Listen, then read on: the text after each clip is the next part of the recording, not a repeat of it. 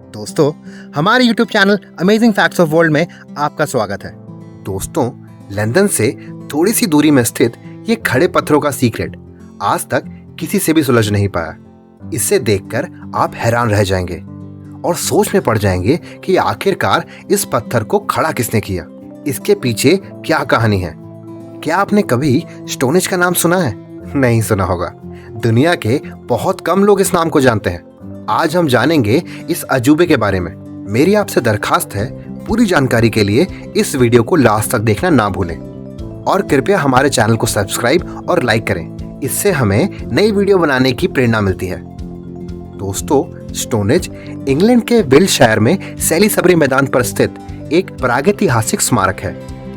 यह 13 फीट ऊंचा, 7 फीट चौड़ा और लगभग 25 से 35 टन वजन का राउंड में बनाए कई खड़े पत्थरों का मॉन्यूमेंट है।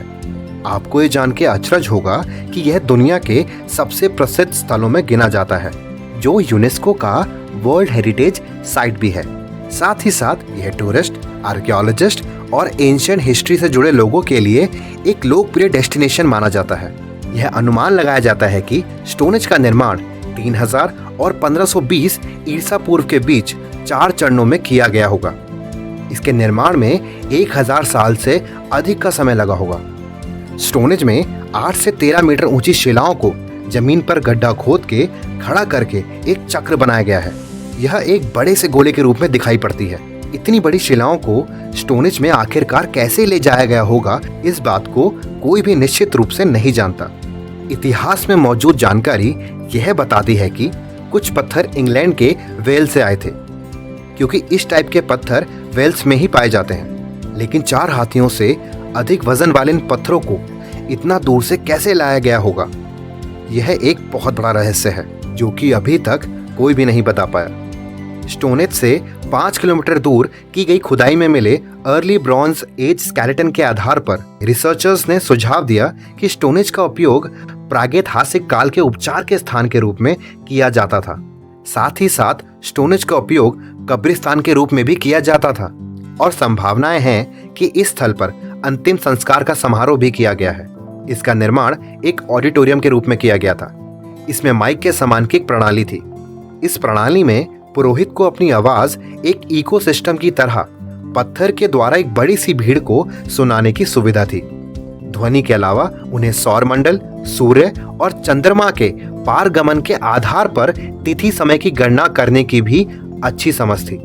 हमेशा वर्ष के सबसे लंबे दिन 21 जून को सूर्य स्टोनेज में हील स्टोन के ऊपर उगता है और हमेशा वर्ष के सबसे छोटे दिन सूर्य हील स्टोन पर ही अस्त होता है। इसका मतलब यह है कि हमारे पूर्वज शायद स्टोनेज को कैलेंडर के रूप में इस्तेमाल करते थे।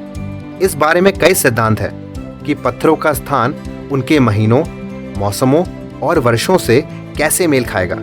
हर साल 21 जून को लगभग 20,000 से अधिक लोग स्टोनेज पर खास सूर्योदय को देखने आते हैं। स्टोनेज मिडिल सर्कल सूर्य के प्रकाश से प्रकाशित होता है, क्योंकि यह 2 पत्थरों के खंभों के बीच आता है। सूर्य की किरणें आसपास की जमीन पर स्टोनेज स्तंभों की छाया भी डालती है, जिसका उपयोग समय के मार्कर के रूप में किया जाता रहा है। ऐसा माना जाता है कि अनुष्ठानों और समारोह की योजना बनाने के लिए इन सभी खंडों का उपयोग किया जाता था।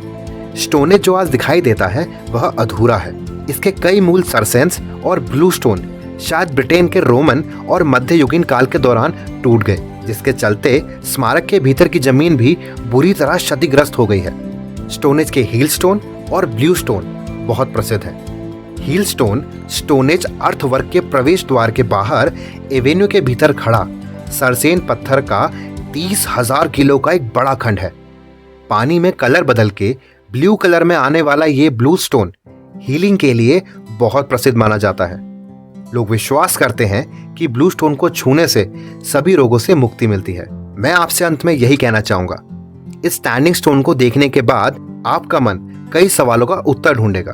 वह पूछेगा कि जब उस दौरान किसी प्रकार की टेक्नोलॉजी का विकास नहीं हुआ था तो इतना भारी पत्थर कैसे तैयार किया गया। इसकी कटिंग, ट्रांसपोर्ट और मैन्युफैक्चरिंग हमेशा से एक वंडर है। तो दोस्तों, हम आशा करते हैं कि हमारे आज के ये फैक्ट्स आपको पसंद आए होंगे। आपको इसमें क्या पसंद आया कमेंट बॉक्स में अपनी राय ज़रूर डालें। तो जल्द हम मिलते हैं आपसे अपनी अगली वीडियो में। तब तक के लिए धन्यवाद।